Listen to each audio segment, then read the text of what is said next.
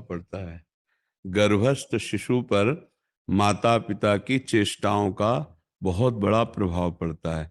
देखो, इसका प्रमाण है, एक समय जब हिरण्यकश्यप तपस्या में लगा हुआ था तो देवराज इंद्र ने हिरण्यकश्यप के महल पर आक्रमण किया। तो उनके जो और पुत्र शयाने थे वो तो भाग गए, क्योंकि पिता महान बलशाली हिरण्यकश्यप तपस्या में लगा था। अब उन्होंने खोज की तो कयाधु जी मिली, उनकी पत्नी जो गर्भवती थी। तो देवराज इंद्र ने विचार किया, है तो हिरण्यकश्यप का वीर ही, तो ये भी राक्षसी स्वभाव का ही होगा, इसको चलो ले चलो स्वर्गलोक, और जब गर्भ स्रवित होगा तब उस गर्भ को मार देंगे और कयाधु को छोड़ देंगे। तो लिए जा रहे थे तो देवर्षि नारद जी रास्ते में मिले। उन्होंने कहा, तुम्हारे द्वारा ऐसा पाप कर्म नहीं होना चाहिए। उस बालक जो गर्भ में है उसने तुम्हारा कोई अपराध नहीं किया, उसका किसी से द्वेष नहीं है। बहुत समझाया और कहा, देखो तुम्हारी क्षमता नहीं है कि इस बालक को तुम मार सको, इसलिए इसे छोड़ दो। तो देवर्षि की आज्ञा मानकर छोड़ दिया। देवऋषि कयाधु जी को अपने आश्रम में ले गए। अब रोज उनको भगवान नाम कीर्तन, भगवत चर्चा, भगवत भक्ति।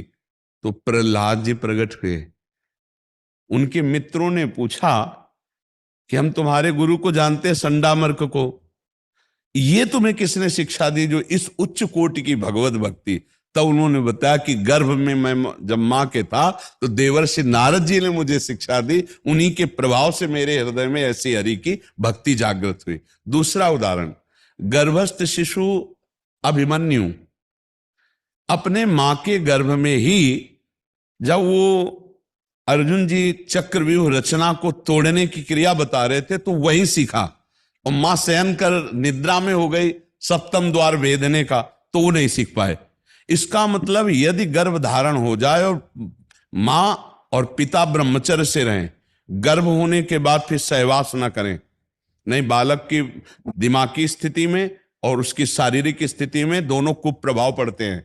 जो गर्भस्थ शिशु के होने पर भी वो सहवास करता है, वो निकृष्ट माता पिता है, वो संस्कारहीन बच्चा पैदा होगा। इसलिए ये जरूर ध्यान रखे, जिस दिन से ये पता चल गया कि पत्नी गर्भवती, उसी समय से मां को और पिता को दोनों को ब्रह्मचर्य रहना, पति पत्नी को ब्रह्मचर्य रहना चाहिए, और उसका आहार विहार पवित्र हो, और रोज भगवत चर्चा सुनाई जाए, नाम कीर्तन किया जाए माता पिता के द्वारा, तो वो बालक जरूर संस्कारी और भागवतिक होगा, पक्का भागवतिक होगा। ये धर्मशास्त्र के अनुसार और अपने विश्वास के अनुसार हम आपको कह रहे हैं। और यदि गंदे वातावरण, गंदा खान पान, गंदी चेष्टाएं, तो फिर आप देख ही रहे हो कि इतना बड़ा बालक है और वो पूरा का पूरा संसार का हर क्षेत्र में वो ज्ञान है, उसको बुद्धि है, उसके व्यभिचार कैसे किया जाता है, बुद्धि है उसके मोबाइल से खोल के व्यभिचार कैसे देखा जाता है, और वो बहुत तरह से अपने आप को नष्ट कर रहे हैं बच्चे। इसका प्रभाव संस्कार माता पिता के। तो इसलिए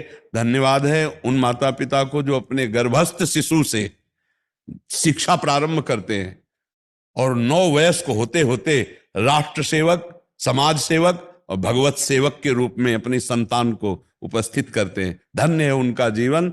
हाँ, सो माता पिता धन्य, उनकी चेष्टाएं धन्य।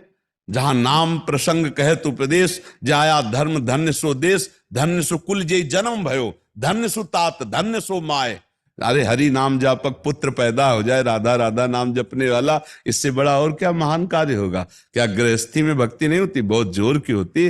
देखो अपने जितने संत लोग हैं सब गृहस्थों में ही पैदा हुए, वो भी तो माता पिता है जिन्होंने ऐसे लाल पैदा किए कि रात दिन भगवान के भजन में रहकर सब जगत का मंगल कर रहे हैं। तो हमें चाहिए कि हम अपनी संतान को राष्ट्रभक्त, समाज सेवक और अपनी सेवा करने वाला, अगर आप उनको केवल रजोगुणी शिक्षा ही दोगे, गंदी बातें ही उनके दिमाग में रहेंगी, तो बुढ़ापा आने पर तुम्हें पीट के घर से निकाल देंगे, तुम्हारी भी सेवा नहीं करेंगे, क्योंकि उनको शिक्षा नहीं मिली है।